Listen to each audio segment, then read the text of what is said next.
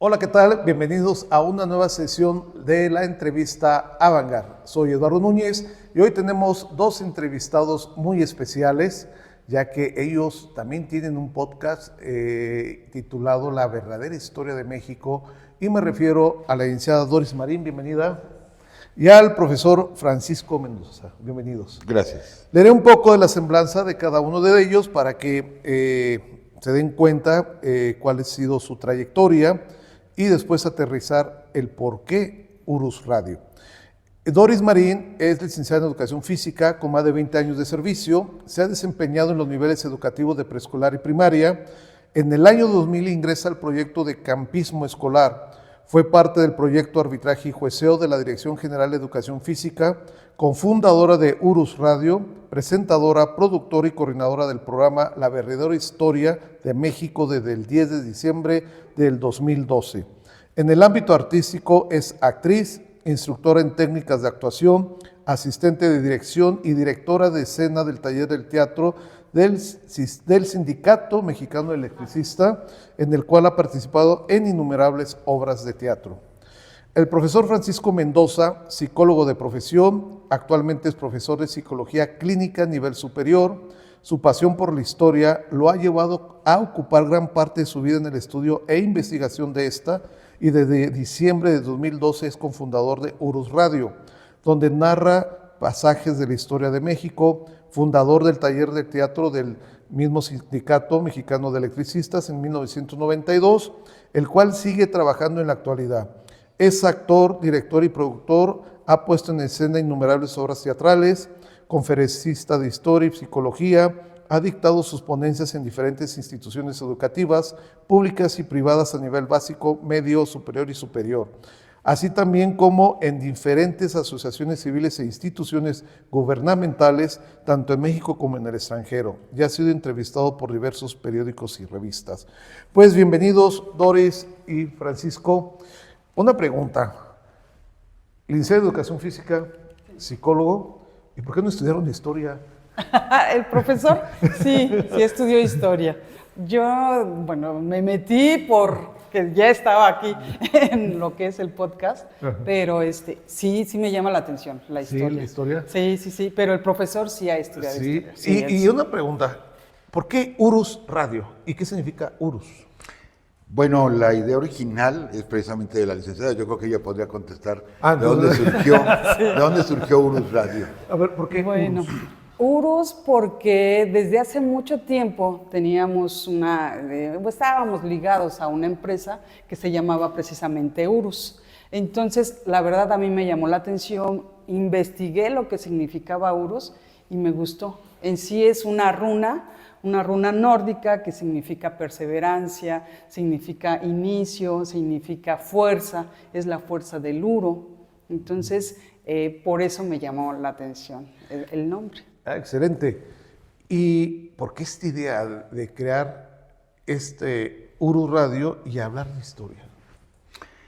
Bueno, como comentaba ahorita la licenciada, yo soy historiador con maestría también en historia. Entonces, somos gente de teatro, los dos somos gente de teatro, y cuando terminábamos alguna temporada o abríamos temporada, hacíamos un convivio. Nosotros somos como de bohemia más que nada. Claro. Y terminábamos platicando de historia, y yo les platicaba muchas historias poco conocidas, y de pronto la licenciada, cuando abre Urus Radio, se le ocurrió invitarme y dice: profesor, ¿por qué no platicas estos pasajes de la historia que nos cuentas a nosotros, platícalos en la estación de radio? Sí. Nunca nos imaginamos, sinceramente, el éxito que esto iba a tener. Nos escucharon muy pocas personas al inicio, pero empezó a crecer, y durante la pandemia, para arriba por completo, y ahorita son, puedo decirlo sin presunción, que son decenas de miles de descargas cada mes, ¿sí? Estamos hablando de 250,000, 300,000 descargas por mes, o sea que nos escucha muchísima gente, no solo en México, sino en el extranjero. Ay, qué interesante. A veces se pasa en la historia, ¿no? De algún momento, de alguna situación, se crean grandes cosas, como lo que comenta el profesor en una charla después del teatro. Vamos a la bohemia, vamos a platicar. Aquí hay muchos chicos que también son actores y actrices aquí, de los que están en el staff. Y siempre es muy divertido, siempre es muy se surgen cosas muy interesantes. Crean este programa y ¿cuál es la verdadera historia de México?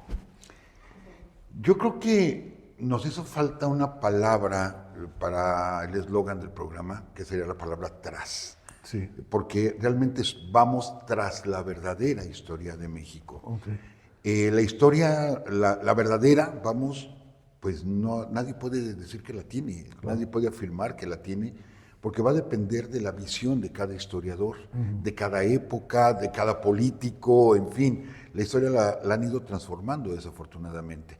Y lo que buscamos en Urus Radio es buscar esa verdadera historia.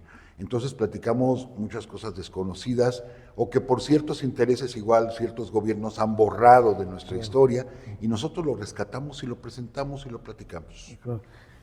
¿Cuál fue el primer programa? Ay, el primer, sí, digan, wow, lo recordamos muchísimo, cómo no. Ese programa habló el profesor sobre el soldado Cureña. Es un personaje que en sí no es conocido, pero lo que pasa es que el profesor tiene una manera de contarlo tan especial que mejor que él se los cuente. Pero ¿quién es este soldado? ¿Por qué el soldado? Sí. Cureña. Ajá. Bueno. ¿De dónde era en primer lugar? Se desconocen muchos datos de él, pero esto sucedió después de que pierde Hidalgo Allende, los insurgentes pierden la batalla de Puente de Calderón, se van hacia el norte. En Saltillo se dividen las fuerzas insurgentes, unos avanzan hacia el norte, que ahí van a capturar a Hidalgo Allende, y le encargan las tropas insurgentes a Ignacio López Rayón. Y él tiene que regresar desde Saltillo hasta Valladolid para continuar la lucha en Michoacán. En lo que va avanzando, con lo que queda de las fuerzas insurgentes, se encuentra contra un baluarte realista. Tienen que cruzar ese baluarte, pero están encerrados los realistas, no pueden entrar los insurgentes. Entonces tenían un pequeño cañón, pero el cañón no tenía cureña, la habían perdido en el camino. La cureña es la base, ¿sí?, del cañón. Entonces, un soldado de apellido Valdivia, no tenemos más datos, le dijo a Ignacio López Rayón, ¿sabe qué? Póngame el cañón en la espalda, ¿sí?, y yo sirvo de cureña para poder sostener el cañón.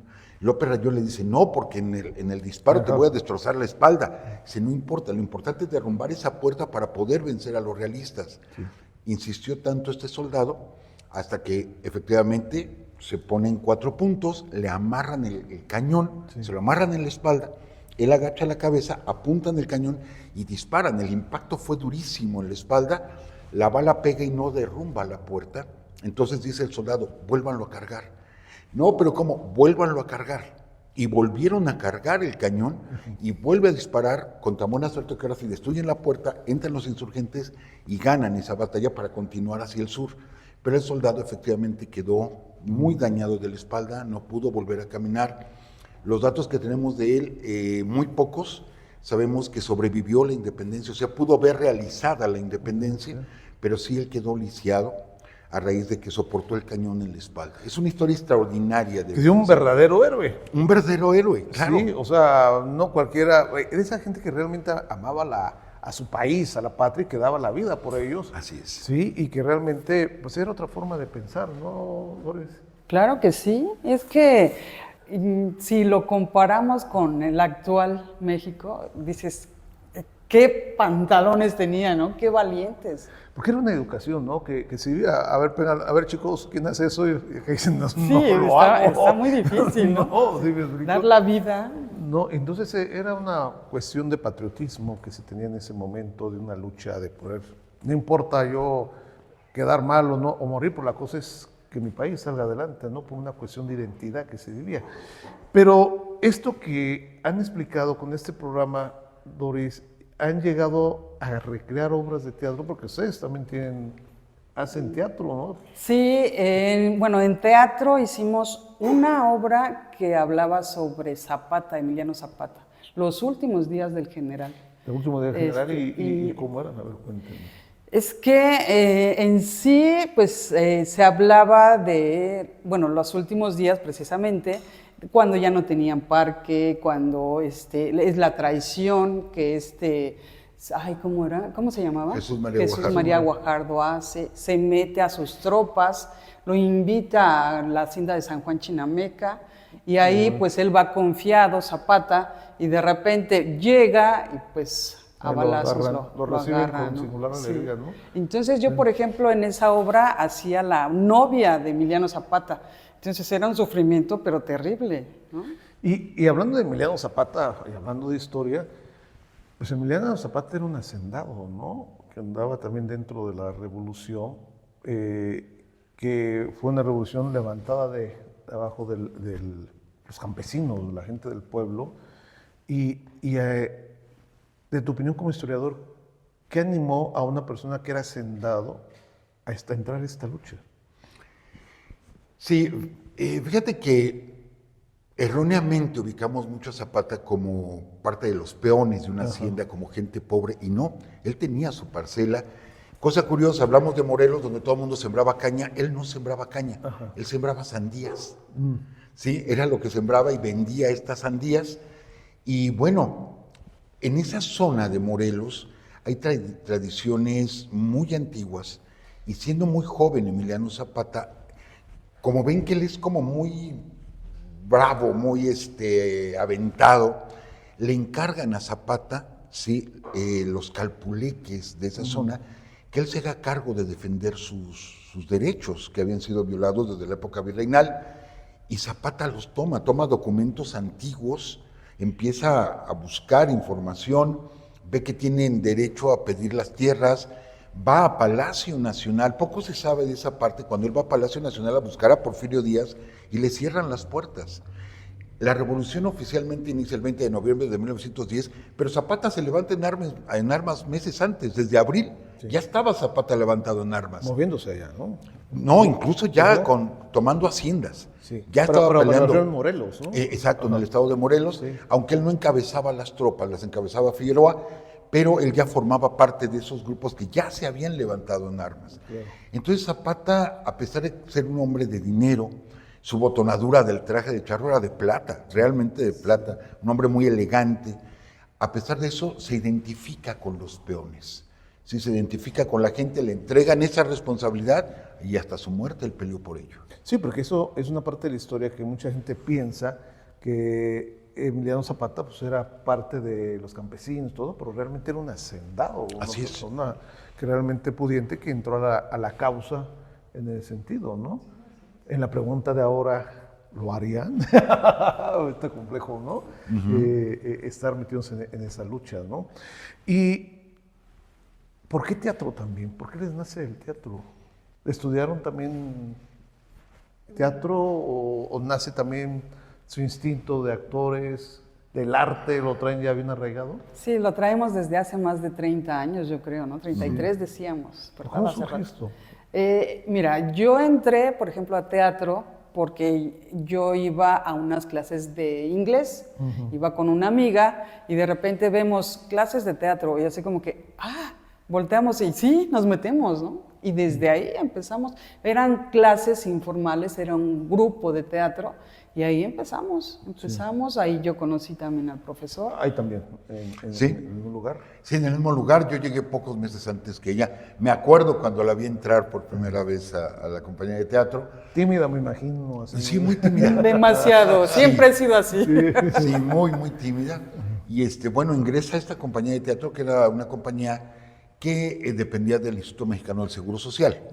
Y teníamos maestros ahí de teatro, pero la compañía creció, hasta que nos convertimos en la compañía oficial de teatro de la alcaldía Gustavo Amadero en la Ciudad de México. Ganamos varios premios por ser la mejor compañía de teatro y a partir de ahí seguimos, tomamos clases particulares y continuamos y no hemos parado. Un día nos invitaron a formar el taller de teatro del Sindicato Mexicano de Electricistas y nos metimos al teatro obrero, que es algo poco explorado, lo que es el teatro obrero. Que es, a ver, eso es interesante. ¿Cuál es el teatro obrero? O sea, hay obras que van explícitas hablando de toda esta cuestión de la clase obrera, ¿o cómo es esta situación? ¿Quién quiere contestar? Pues es que también son obras que las actúan obreros. Exactamente. Okay. Entonces es por ahí el asunto. O sea, obras, ahora sí que los actores son la misma compañeros obreros y todo el asunto. Y aunque hay una temática también. Temática, aunque eso es lo que yo quería llegar. Hay una corriente de teatro muy olvidada, que sí es teatro obrero, o sea, hecha para y por obreros. Y nosotros donde estábamos dando teatro, tenemos obreros que trabajaban en la compañía de Luz y Fuerza, o sea, obreros electricistas, que tú los veías en el día trabajando en las líneas de alta tensión, en las torres de transmisión, arriesgando la vida, y en la tarde llegaban y te interpretaban un personaje de Molière, muy delicado, muy fino, ¿no? Molière, y te digo, era gente de trabajo rudo, de trabajo fuerte, arriesgando la vida. Entonces trabajamos mucho con obreros, y las obras que nosotros presentábamos, las presentábamos igual para otros sindicatos, otros gremios, y vimos que había todo un movimiento de teatro obrero que el teatro, digamos, convencional no ha tomado tan en cuenta. Y hay algo muy importante que las nuevas generaciones no conocen en la actualidad, porque antes el sindicalismo, sus agremiados, como el Seguro Social, yo recuerdo que tenían muchas partes culturales. O sea, se daban cuestiones de cultura para los hijos de los agremiados o para las esposas de tener alguna situación ahí de cultura, ¿no? O de talleres que se les daban. Y yo recuerdo que en el teatro había muchas actividades de enseñar a tocar guitarra, que había teatro, había muchas cosas que ahorita ya no existen, creo, en esta situación, y que realmente a la familia, o se pensaba que la familia era importante tener alguna actividad de esparcimiento, ¿no? Que era parte también del sindicalismo. ¿Qué obra habla o refleja parte de esto? Que es muy interesante, ¿no? ¿Alguna obra que hable sobre la clase obrera, que ustedes hayan interpretado o hayan visto con otras compañías? Porque realmente desconozco eso. Sí, hay una obra, yo creo que representa mucho el sindicalismo, el autor es Clifford Odets, que se llama Esperando al Zurdo, que es sobre las mafias sindicales en Estados Unidos. Allá no existen los sindicatos, son uniones, Sí. Y Clifford Odets lo refleja mucho en esta obra. Y nosotros trabajamos fragmentos de la obra de Clifford Odets, pero después nos inclinamos mucho por el teatro mexicano. Tenemos muy olvidado el teatro mexicano. Tenemos grandes escuelas de teatro en México, Ciudad de México, Querétaro, Veracruz, Guadalajara, etcétera. Grandes escuelas de teatro, pero muchos se van por el teatro clásico virreinal, muchos se van por el teatro clásico europeo o por las nuevas corrientes, pero olvidamos a nuestros autores. Y tenemos a Carballido, que es muy prolífico, y tenemos muchísimos autores mexicanos, Vicente Leñero, etcétera. Y nosotros procurábamos buscar estas obras, darlas a conocer, ¿sí? Wilberto Cantón, e hicimos mucho teatro mexicano con obreros. Claro. Entonces hubo obras que de veras son impactantes. Recuerdo una que se llama Nosotros somos Dios, que tiene dos nombres. Primero se llamó Sangre Derramada. Es considerada la segunda mejor obra de teatro en México con temas de la Revolución Mexicana. Es una obra muy fuerte, solamente superada por El Gesticulador de Rodolfo Usigli, pero de veras Wilberto cantó con esta obra impresionante. Nosotros cuando la presentamos al público le encantó, nos llenaban el teatro, teníamos nuestro propio teatro y lo llenaban para ver esta obra. De hecho, por ejemplo, ahorita recordaba que nosotros también, como grupo de teatro del ESME, hicimos varias obras dedicadas a la historia del Sindicato Mexicano de Electricistas. De hecho, el profesor, si mal no recuerdo, escribió la obra del Surgimiento, ¿sí?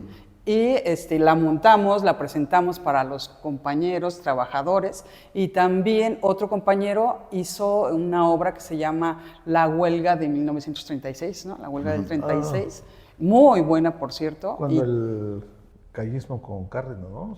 En la época de Cárdenas. De Cárdenas para aquel movimiento nacional que se hizo, ¿no? Así es. Sí. Y esa obra refleja un movimiento olvidado en México, Claro. porque en 1936 efectivamente hubo una huelga eléctrica. Dejaron a la Ciudad de México y todo el Valle Central sin luz. Aquel sindicalismo fuerte que existía en México y que se hizo también ese movimiento para recuperar Pemex, ¿no? En ese sentido, en aquella época. ¿Y cuál ha sido la acogida o cómo era la gente que iba a ver esas obras? ¿Qué público era? ¿Las mismas personas de ahí del sindicato o estaba abierto para la gente en general? ¿Cómo funcionaba esto? Sí, se les pedía, bueno, más bien se les invitaba a los trabajadores, iban con sus familias, también gente cercana, familiares, y también íbamos a las diferentes divisiones, son sectores del sindicato en diferentes estados, por ejemplo, Puebla, sí íbamos a Puebla, Necaxa, Hidalgo, Cuernavaca. En diferentes partes de la República donde estuviera el sindicato, ¿no? Sí, y de hecho había lugares que no conocían obras de teatro. Yeah. Íbamos a Tepuxtepec, fue a Tepuxtepec, ¿verdad? Que no conocían obras de teatro y de repente llegamos con una obra de teatro que creo que fue la de Don Juan Tenorio, que salían como si fueran fantasmas algunos, Sí. pues los niños se espantaron, salieron corriendo, ¿no? ¿Qué cosas? O sea, sí, y sí sucede, ¿eh? Sí. Y en la actualidad, nosotros como secretaría fuimos a una comunidad de la sierra y no conocían lo que era la rondalla y tampoco lo que era una pastorela. Sí, entonces, algo ahí anda mal en cuestión de cultura. Pero volviendo a su programa ha tenido mucho éxito. ¿En qué radica el éxito? ¿Por qué creen que ha tenido el éxito su programa? Yo creo, y no porque esté aquí el profesor, sino por la manera de que el profesor cuenta la historia. Sí. De hecho, es un apasionado de la historia y lo cuenta de una manera así pasional y a la gente le gusta. El profesor se me queda viendo así como que... Pero sí, la manera de contar, y creo que eso es lo que ha enganchado mucho al público. ¿Cuál ha sido la mejor historia que digan? Esta es la mejor que ha hecho el maestro, que ha tenido mucho impacto. Es que son muchas. De hecho, una, por ejemplo, a mí me ha impactado la muerte de Morelos, su fusilamiento, porque en esa ocasión pusimos una música también de fondo, y pues me llegó a mí, le llegó al público, dijimos, no, o por ejemplo también cuando llega Margarita Maza de Juárez, que llega del exilio, que estaba en Estados Unidos, en Nueva Orleans, si mal no recuerdo, llega y Benito Juárez la ve de lejos y se emociona y a alguien le dice, me encuentro bien, me veo bien, para encontrar a su esposa y bueno, llega con ella y ella de alguna manera pues se disculpa con él porque habían fallecido 2 de sus hijos. Entonces pues ya llega y se abrazan y pues igual, yo al ratito ya estaba ahí con las lagrimitas, ¿no? A ver, ¿cómo está eso? ¿Cómo platicas esa historia para que realmente, como dice Doris, cautivas a la gente? Bueno, en el caso particular, una frase que tenemos en Urus Radio es que le quitamos el bronce a las estatuas, los volvemos seres humanos. Claro. La imagen de Juárez es una imagen acartonada, dura, seria, sobria, su traje oscuro, el carruaje negro, siempre así muy serio. Y cuando vemos en la historia que, por ejemplo, en Chihuahua participa en un baile donde baila más de 7 horas, con todas las muchachas casaderas, ¿sí? No nos imaginamos un Benito Juárez bailarín, bailando polka y brincando, etc.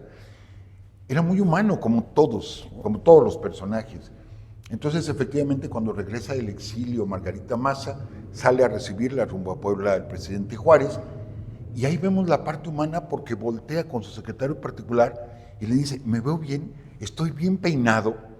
O sea, el presidente Juárez preocupado porque se estaba peinado, que por cierto, a Juárez lo peinaba Margarita Maza. Cuando muere Margarita Maza, ahora lo peinaban sus hijas porque tenía el cabello, sí, se le levantaba, y usaban limón para peinar al presidente Juárez. Entonces él emocionado, siendo el presidente, acaba de triunfar la República, era para que fuera un hombre empoderado, algo así. No, él estaba nervioso por ver que su mujer lo viera guapo. Y de pronto llega Margarita con 2 carruajes, uno donde va ella y sus hijos, sus hijas, y en el carruaje de atrás van los cuerpos embalsamados de 2 de sus hijos. Y tener que llegar y entregarle al presidente a sus hijos muertos. Dentro del camino. Sí, en el camino se encontraron. ¿Y murieron en el camino, quiero suponer, los hijos? ¿O murieron? No, murieron allá en Estados Unidos. Así se los trajo embalsamados. Se los trajo embalsamados y de hecho uno muere de frío. ¿Sí? Mientras estuvo Margarita por allá, muere de frío. Entonces, ella como mujer, ¿qué es lo que está viendo a su esposo? Y de pronto decirle, aquí estoy y te entrego 2 hijos muertos, ¿sí?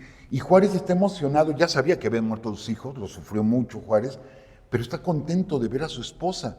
Pero al mismo tiempo recibe a la esposa y ahora recibir los cuerpos de dos hijos. Sí. Entonces es una mezcla de alegría y llanto, ¿sí? Porque ahí se abrazan y sin decir nada empiezan a llorar de tener a sus hijos muertos. Sí, sería muy el presidente de la República, pero era un ser humano. Y Margarita también. Como todos, ¿no? Como todos. Lo que pasa es que los héroes siempre los ponen como la gente más fuerte, más valiente, pero pues, también está la otra historia, ¿no? Que hay Así detrás es. de, ¿no? Así Que eso es es. lo más importante. Entonces, esa es la historia más... La parte humana, sí, la que más me ha llegado, sí. ¿Y qué haces tú en el programa? A ver, cuéntame, Doris. Mira. ¿Cómo es tu intervención? ¿Tú también cuentas la historia o tú nomás estás No, presentando? la verdad es que yo soy muy aburrida para platicar. Entonces, yo lo que trato, bueno, lo que hacemos nada más es, yo lo presento al principio, profesor habla de historia, la gente fascinada, yo cierro y tan. Aunque últimamente, bueno, he tratado de meterme un poquito al final, pero la verdad no es lo mío. Entonces, como alguien decía por ahí, zapatero a tu zapato, entonces, profesor, cuenta la historia. No, muy importante. No es fácil, ¿no? Hacer un programa sobre la verdadera historia, ¿no? Porque hay muchas verdaderas historias que no se cuentan y que se han disfrazado, ¿no? En ese sentido. Hablando, por ejemplo, de Querétaro, hablando de que fue parte importante del movimiento, la primera guerra, ¿no? De independencia que se suscitó en el país, como también viendo este personaje, que ya hablamos de Margarita, de lo que era la corregidora. ¿Tendrás algo de ahí, profesor? Así que digas, voy a contar algo rápido sobre ella. Sí, claro, y me encanta, ¿eh?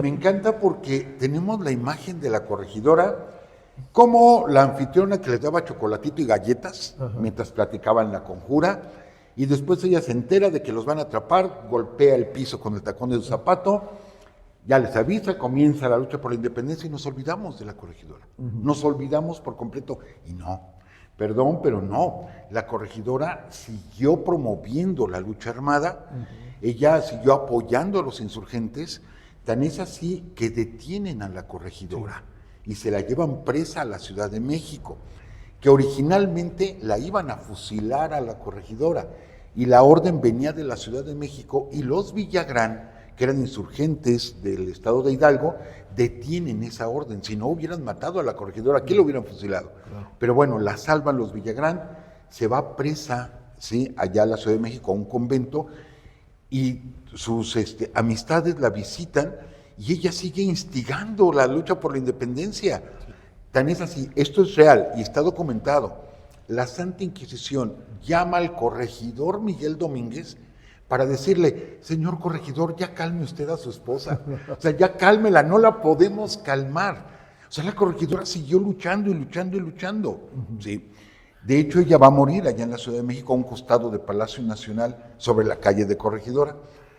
No, la calle del Carmen. Es la calle del Carmen, segunda calle del Carmen. Allá va a morir la corregidora y se comenta, esto no se ha comprobado, pero sí hay un rumor muy fuerte, de que inclusive sus hijos van a despedirse de ella y uno de sus hijos que participó en el ejército realista, ella no lo recibe. Ya para morir, ella se niega a hablar con su hijo por haber estado del lado realista. Se comenta, esto sí no se ha comprobado, pero es un comentario muy fuerte histórico. Hubo un momento que llegó a volver a estar junto con el corregidor, ¿no? Sí, ya al último, cuando ya triunfa la independencia, que por cierto, el general Guadalupe Victoria la invitaba a Palacio Nacional, ya cuando fue presidente hace 200 años, y la corregidora no iba, no iba a Palacio. Era el presidente quien iba a visitarle y a tomar el café con la corregidora a su casa. Sí, es que eso es muy interesante, porque a veces se corta como que la historia, contamos lo que nos conviene contar y lo demás ya no, pero eso también algunos relatos que también había escuchado y investigado, sí, la corregidora realmente siguió su lucha desde la trinchera donde estaba ella, a través de mensajes, a través de cartas, y que realmente no acabó aquí. O sea, los 3 López y Ignacio Pérez corre a avisarle al cura, no, o sea, sigue la historia en ese sentido. La historia jamás contada, ¿no? y que lo haces de esta manera muy importante, ¿no? Y tú presentas, tú haces esta situación. Vamos a hablar, mientras él habla, tú estás recibiendo los Sí, los estoy comentarios. viendo los dicen? ¿Qué mensajes les dicen? de ¿Qué todo. opina la gente? ¿Qué es lo que más les gusta escuchar? Bueno, es que nos mandan mensajes de todo, nos felicitan por el programa, les gusta escuchar sobre todo sobre las luchas que ha habido aquí en México, ¿no? Tanto la intervención norteamericana como la reforma, que igual tenemos una serie, pero les gusta más eso porque tenemos una serie que habla sobre la historia del cine en México. Y algunos mandaban mensaje y decían, pero pues ya hablen de historia, ¿esto qué? Esto no es historia. Le digo, ¿cómo no? También es historia, ¿sí? Pero les gusta más sobre las diferentes etapas de lucha de México. De México sobre Sí. todo esto. ¿Fue traidor o no traidor Santana? Muy buena pregunta, muy buena pregunta. Para contestarte voy a poner una metáfora. Sí. Es la eterna lucha entre poblanos y citadinos de qué lado está el popo. Sí, para nosotros, yo juro y perjuro que el popo está del lado izquierdo. Y los poblanos van a decir, no es cierto, está del lado derecho. Y podemos estar eternamente peleándonos y los dos tenemos la razón. Pero obviamente cada quien lo ve desde un lado, ¿sí? Un lado distinto. ¿Qué pasa con Antonio López de Santana? Es un personaje muy polémico y que desgraciadamente, como dicen, al perro más flaco le cargan las pulgas. Culpamos de todo a Santana, de todo. ¿Fue un mal presidente? Sí. Sobre todo su última gestión fue pésimo presidente. Pero también hay muchas cosas que no son ciertas, que se le achacan a Santana. Y yo creo que es una de las más grandes mentiras de la historia de México cuando se dice Santana vendió la mitad del territorio nacional. Falso. Pero por completo falso. ¿No lo negoció cuando estuvo preso allá? No, cuando él estuvo preso allá fueron los tratados de Velasco, cuando se perdió Texas. Sí. Es cuando él estuvo preso en Estados Unidos. Y que los tratados de Velasco también se le culpa y dice, entregó Texas. No es cierto. Si leemos los tratados de Velasco, lo que firmó Santana es que se iba a recibir una comisión de tejanos en nuestras cámaras para dialogar y negociar con los tejanos. Fue lo que firmó Santana. Nunca se dio a la independencia de Texas. Tan es así que en los tratados Guadalupe Hidalgo se incluye a Texas, porque México seguía sin reconocer la independencia de Texas. Y Texas se sentían olvidados también por México, ¿no? Pues era un país muy al norte y ellos también decían, pues estamos como que nos toman en cuenta, ¿no? También tiene mucho que ver. Así es, y tanta migración que hubo de anglosajones, Sí. gente de Arkansas, de Kentucky, etcétera, que poblaron toda el área tejana, y ellos son los que se independizan, y por eso perdemos Texas. Pero se ha dicho, Santana vendió la mitad del territorio, totalmente falso, y aquí vale la pena hacer esta reflexión, ¿sí? Quien dice que Santana vendió el territorio fueron los norteamericanos. Ellos son los que dijeron, Santana nos lo vendió, y eso es falso. ¿Por qué a los norteamericanos, por ejemplo, no les creemos que ellos fueron a pacificar Vietnam? No les creemos que fueron a pacificar Corea. No les creemos que fueron a pacificar Irak buscando bombas nucleares. No les creemos Pearl Harbor. No les creemos el hundimiento de Lusitania para entrar a la Primera Guerra. No les creemos. Sabemos que ellos mienten. Pero ellos dicen, Santana nos vendió y sí les creemos. Sí les creemos por completo. Cuando Santana no firmó el Tratado Guadalupe Hidalgo, Santana estaba huyendo y poco después se fue a Colombia. Cuando Santana propuso la guerra de guerrillas en contra de los norteamericanos y no se aceptó la guerra de guerrillas, él y Melchor Ocampo, que era gobernador de Michoacán, proponen la guerra de guerrillas que sí se da durante la intervención francesa y eso es lo que derrota a los franceses. Santana peleó, ¿sí? Y hay que analizar todo lo que es esa lucha, cuántas traiciones hubo en México, pero no de Santana. ¿Cometió errores? Sí, muchos errores. Si revisamos la vida bélica de Santana, todas las batallas que Santana atacó, las ganó. Y todas las batallas donde él se defendió, las perdió. Entonces, mientras él era un extraordinario general a la ofensiva, pero a la defensiva era pésimo Santana. Se quedó dormido en la batalla que perdió con Houston, General Houston. Se comenta mucho eso, sí, donde lo capturan, estaba reposando el ejército mexicano y no esperaron la reacción de los norteamericanos, que ya habían oído, pero se regresaron. Que había ganado esa parte, sí, pero se confió en así ese es. sentido. No, muy interesante. Y no les piden que hablen de la historia, por ejemplo, qué sucedió con el arte.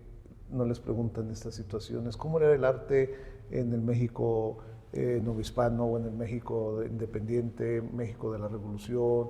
¿Les han llegado a preguntar eso? Sí, nos han pedido que hable, por ejemplo, el profesor de la historia de la danza, de la danza en México, de qué otras cosas, bueno, el profesor ya habló del teatro también en México, de qué otras cosas nos piden. Es que son variados, y sí nos piden varias cosas sobre arte, y de hecho nos acaban de dar una sugerencia que hablemos sobre las cuestiones, ahorita se me fue, tradicionales. Sí. Las tradiciones de diferentes estados de la República. Eso es muy importante, Sí. porque si estamos hablando de danzas, obviamente nuestra cultura mesoamericana era realmente mucha danza, ¿no?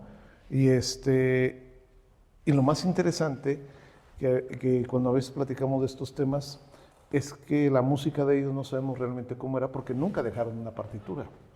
Y que obviamente los que se quedaron como verdaderos indígenas siguieron conservando sus tradiciones, que no sabemos qué tanto se fue desvirtuando, que no sé realmente qué tan real sea que traigan los danzantes un violín que no existe en la época de las culturas, ¿sí me explico? O una como la laúd o mandolina, que tampoco era parte de esa cultura, pero siempre ha sido muy importante que hubo un mestizaje, y después las danzas estas con los afroamericanos o africanos que llegaron, que también la Santa Inquisición las tenía prohibidas.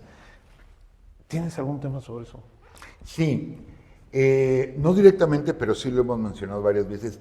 Algo que nosotros hemos sostenido, cuando dicen es que somos mitad españoles, mitad indígenas, sí es cierto, hay mestizaje, pero esa mitad española también es cierto que es mitad árabe y mitad española. Por los moros del sur. Exacto, nosotros tuvimos 300 años a los españoles aquí, ellos tuvieron 800 años a los árabes. Sí. Vamos, hasta la guitarra española, la guitarra es un instrumento árabe.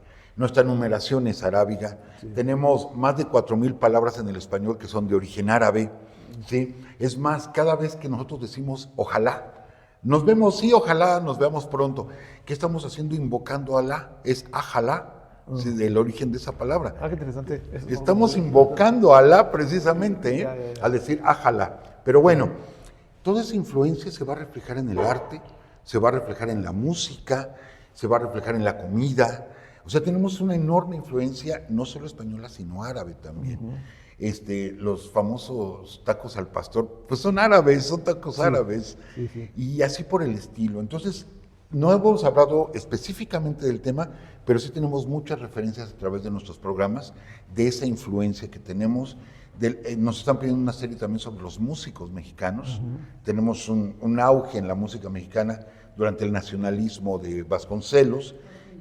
Los pintores. Y sobre todo el nacionalismo, cuando estaba Porfirio Díaz, que se crea el Conservatorio Nacional y que empieza esta identidad nacional también con la música, Manuel M. Ponce, Luis J. Jordá, Felipe Villanueva, pues en alguna parte del nacionalismo con el otro Ponce que se fue a Francia y llega con una cultura totalmente diferente a la Estrellita, que él tocaba una música totalmente importante. Yo creo que ahí empieza la identidad del Nuevo México, con esta nueva visión que se tenía de esta identidad de tener como nación, que eso es parte importante, ¿no?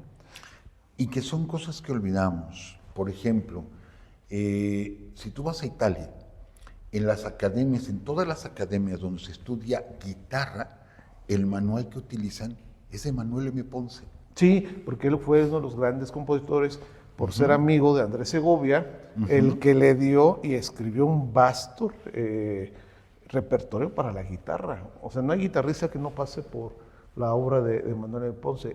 Y Andrés Segovia fue se puede decir, su instrumentista, que fue el que difundió toda la música de Manuel M. Ponce para guitarra.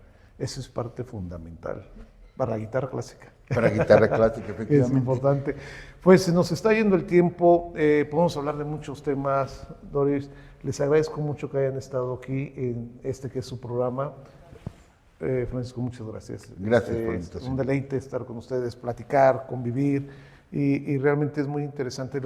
Los felicito por este programa de La Verdadera Historia, porque es necesario, ¿no? Es necesario que los chicos conozcan de qué ha pasado, qué sucedió, que hay muchas cosas como en el arte y la cultura que no se saben tampoco, y que a veces es importante conocer que hubo algo en un momento, en una época que sirvió y fue gente que gracias a ellos pues estamos donde estamos ahorita, ¿no?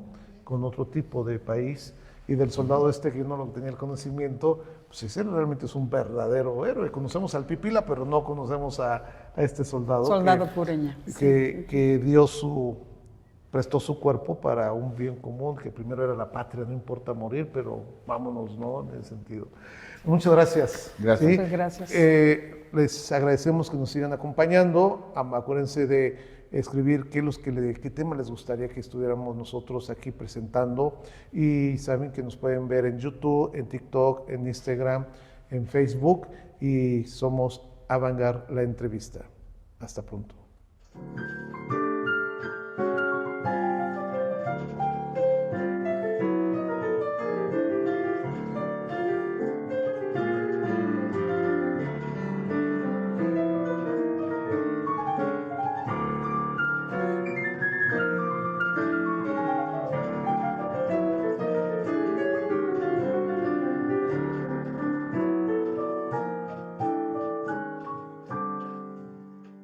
Esta es una producción del Centro de Estudios Críticos en Cultura Contemporánea de la Secretaría de Extensión y Cultura Universitaria para la Universidad Autónoma de Querétaro.